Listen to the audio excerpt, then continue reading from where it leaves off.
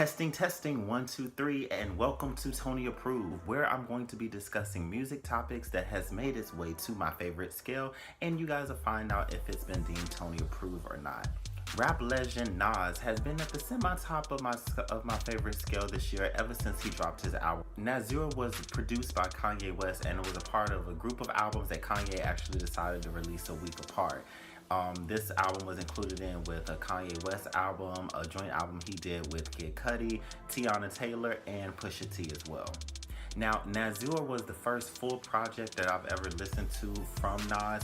I've always respected his music and I've listened to it over the years, but I've never actually taken the time to actually listen to a whole project until now. I thought the album was very conscious and a great example of Black excellence.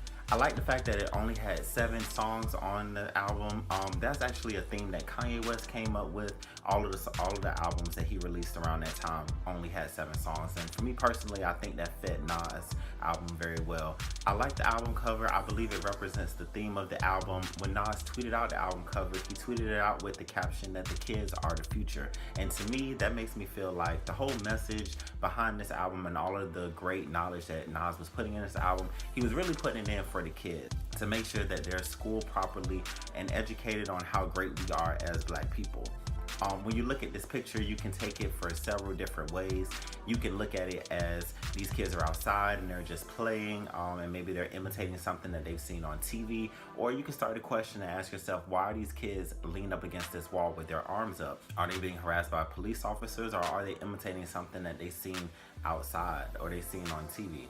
Because we've all seen it as to where, Black people can just be standing around and the police officers will harass us out of nowhere. The picture brings up a lot of questions and sparks a great topic for the album and for what it's featured on.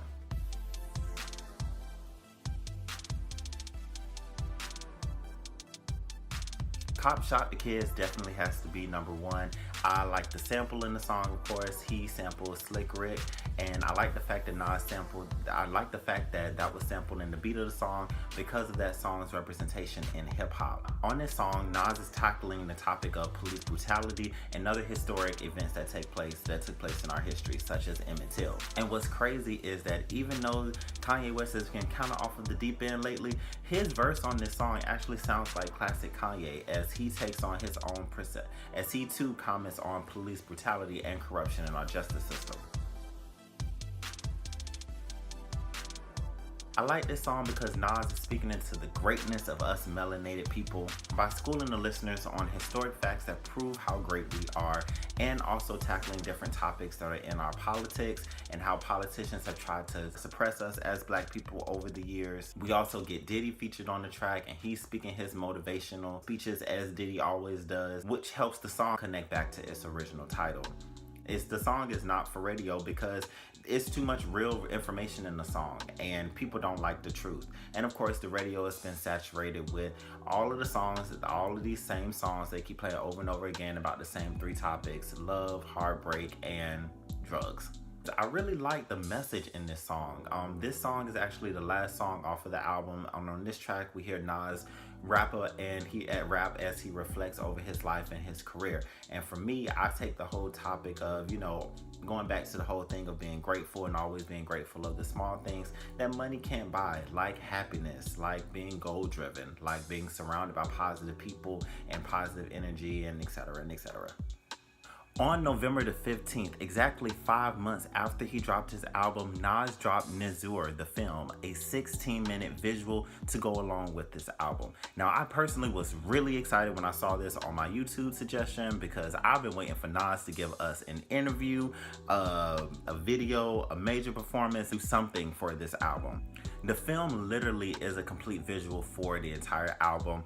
In the 16 minutes, every single song off the album is featured in the visual, and you get to see each particular song represented with different visuals as well, while it's all connected to the same theme and making sure that the core message is received by the fans.